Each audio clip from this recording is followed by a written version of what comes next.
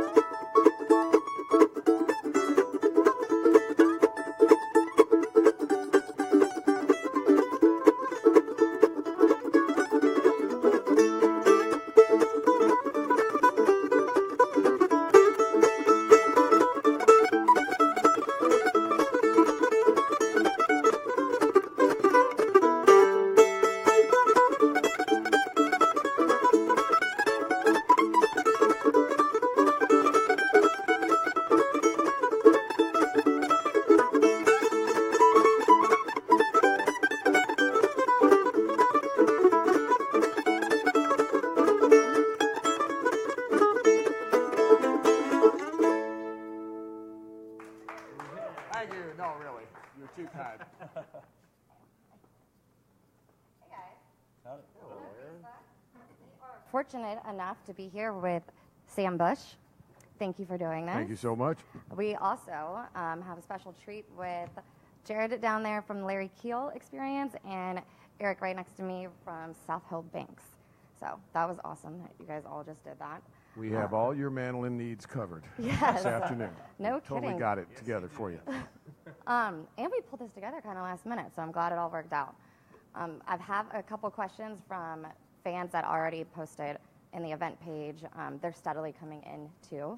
So if it's okay with you all, I'm going to ask the first one, and then I might leave this up here. You guys can reference this if you want, or I might just interrupt you and come and ask a question.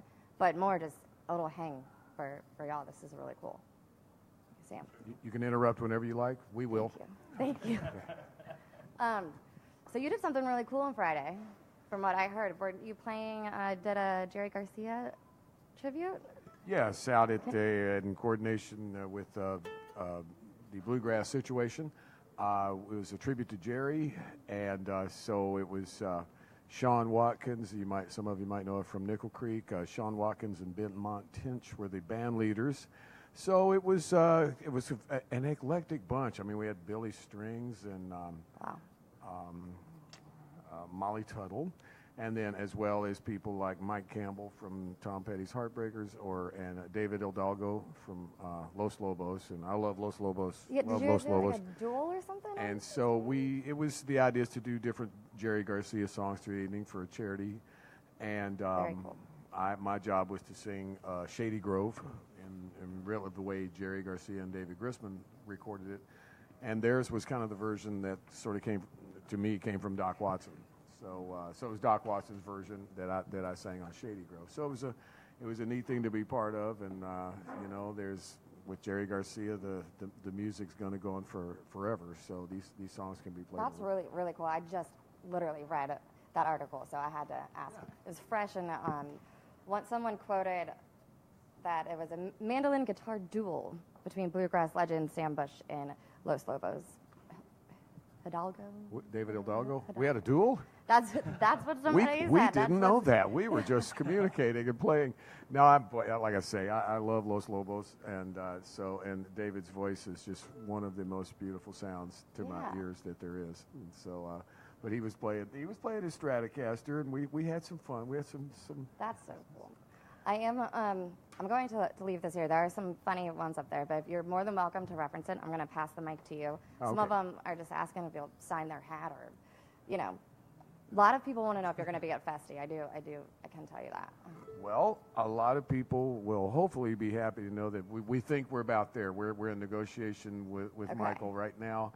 My agent's talking to Michael, and I think we're there. I think we're about there. We can't totally announce we're coming to Festi yet, but we are sure working on it, and our plan is to. Well, we're trying to be. Let's put it that way. Okay. So I think we're going to be there. Yeah. Here you go, Eric. Cool. Or if you guys just want to jam. What do you think, Eric? We got just all kinds of fun things here, right? Yeah. Let's see here, man. Well, I guess one, two. Let's see that I was thinking of. I mean, just a quick one. I'm sure it changes all the time, but what's your practice routine, or do you have one that you at least start off with? What is my practice routine? Well, depends on who's playing baseball. Yeah. I actually nothing's more fun. I watch baseball and do some practicing. I don't have one set routine, but I sure know that the older I get, the more I seem to need to warm up before the show. Be it vocally as well as really vocally as much as anything, I got to warm up. I think you reach a certain age, you can warm up, but they're a little the hands can be a little unpredictable as to where they're going to go that night. But there is no one set practice routine, and fortunately for me, I'm employed a lot, so a lot of my home practice will revolve around people sending me songs to learn and brushing up on them before we get to the studio. So that's really that's the most practice I do is still learning new tunes to record with people. Yeah, sure, awesome. Jared, did you have something? Not yet. All right. Well, let's see. Let's pick one from the list. The list. Let's see. Will you sign my Cardinals hat? Possibly later. Yes. See. What's your favorite bourbon?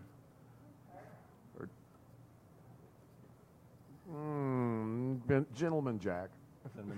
It's a good one. I haven't been drinking bourbon for a few years, but when I do, Gentleman Jack's a good one. Bullet's nice.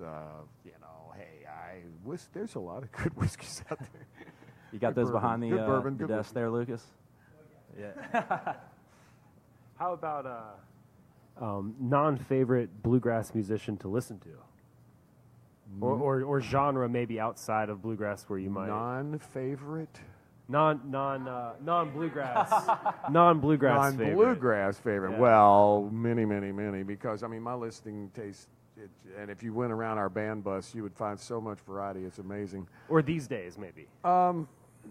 Well, like a constant is John McLaughlin, the guitar player John McLaughlin, and I recently got, and I'm just about to dive into it, I got his instruction DVDs, 12 of them. It's called This Is the Way I Do It. And I'm just about to, but it doesn't work on any of my DVD players, so I haven't had the discipline to sit down with a computer yet with John's instructions. But that, John McLaughlin, Jeff Beck is a constant. I love Jeff Beck. As you can tell, I love guitar players. Excuse me. Eric Clapton. Clapton and Jeff Beck are like the gold standard, and John McLaughlin.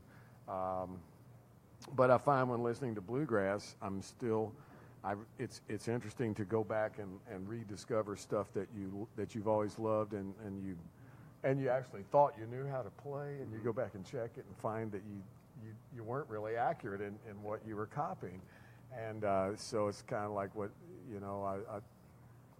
there's some songs I only want to hear by Flat and Scruggs. I only want to hear Rocky Top by the Osborne Brothers, and that's a wonderful sound to me. Most times when I go back and revisit your stuff, I realize I was copying it all wrong. I'm just trying to think, what am I listening to right at the moment? I actually, in the last couple of years, I got way back into Leon Russell's music again.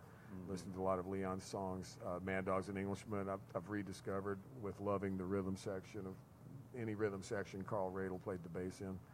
Trying to think, because it really varies. I listen to Los. It's interesting. I can just go along and rediscover certain Los Lobos records that I love very much. Huge fan of the Police. And then when this latest Beatles, the new Sgt. Pepper's collection came out. I was rushed to get that. Oh, but one of the things I've been the most excited about since Christmas was the Bob Dylan 8 CD collection of the gospel song period of Bob Dylan. I love the gospel songs he did, and it was just they're mainly live records, eight CDs worth, and it's one of the tightest things I've ever heard. The backup vocals are absolutely tremendous, and if you're a fan of Bob Dylan singing, that is some of the ultimate vocals he ever did. And I'm a fan of Bob Dylan singing. Singing is subjective. Yeah. You know, one person can say that singer is, they don't like it, and the next person can tell you that's their favorite singer. It's so interesting to me. And I've always loved Bob singing. But of course, and another thing I've been listening to that I really love is the Doc and Merle Watson collection from California in 1974. Doc and Merle and Michael on bass. It's absolutely incredible. I think they did 3 or 4 nights at the boarding house. Did some of the greatest guitar music ever by Doc and Merle. Yeah. Well, I know you put a lot of names out there. Do you have like a dream lineup, dead or alive, that if you could play a show? I know that's probably the hardest question ever to ask. I think I'm in it every night with the band I get to play with. No, I mean, it's so interesting. I mean, yeah, wouldn't it be great? You could be in a band with Clarence White, and hey, if I could just be the fiddle player in the Kentucky Colonels for a night, that would be great. Stuff like that. Yeah. Cool. I think you could have been. Yeah. What's your favorite or funniest Merle Fest moment? Favorite or funniest Merle Fest moment? Boy, I don't think I've had it yet. Well, favorite, one favorite moment was that one time we were set to play on the Hillside stage. We being it was Bela, Jerry, Tony Rice, me, and Ricky Skaggs, and probably Mark Schatz on bass, and we were just about to play on the Hillside, and it springtime at Merle came a huge rain, and people are still waiting on the Hillside to see if we're going to play, and so we just set up one mic in the tent, and there was literally an inch of water running by our shoes as we just stood around this microphone and played into one mic in this tent side stage at the Hillside stage at Merle, and we had so much fun just standing there playing. And I can't remember if we ever actually got to play the set or not. I guess we did finally get out there and play, but the most fun was that we played about 3 tunes just around one mic, and the people are hearing it come out, and we're totally having fun in there. So that's a good one. I mean, I remember the last time we honored John Hartford. That was a really neat thing. Yeah, because John had gone into a phase where he cussed like a sailor all he could over the microphone on that set. He couldn't seem to hold him back. But that was a special moment for John, for sure. And really just looking back, any time that I would get to play with Doc on stage at Merle Fest, I feel like when, excuse me, in getting to play with Doc, it was just sort of an honored chair to get to sit in. And, excuse me. And Doc just led by example. He never really told you what you should play or how you should play it. It was just kind of obvious when you played along with him that he was the ultimate in timing and taste. And as you played along with Doc, if you, on the mandolin or fiddle, I don't know, if I played where it didn't seem to suit the song, it would be really obvious. And so Doc just led by example, for sure. Awesome. Well, I think we're about to pick one more. I know you mentioned you were recording. You got a new album coming out? Well, there's always one in the can, but no, it's not in the can. But I know where we're about to. We will hopefully record this year. I got the tunes. Yeah. We just don't have the place yet. but we certainly got the players, and so if y'all are out and about, come on out tonight, because we'll have Scott Vestal on the banjo, Stephen Mogen on guitar, Todd Parks on bass, and Chris Brown and his drums of renown. So we're all going to be out here and having a big old time. Look at us, there we are at the Broadberry.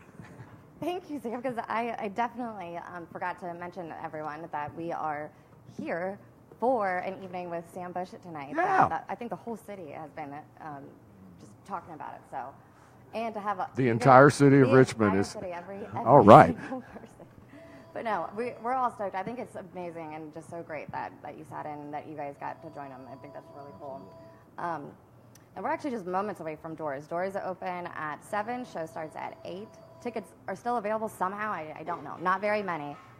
They're $30 at the door. And I would like to request if you guys can do some more little jammy jams. Yeah. Yeah. What are you thinking, Eric? You play one. Cherokee? An evening with Sam Bush tonight. That was my first fear that it went to. Really?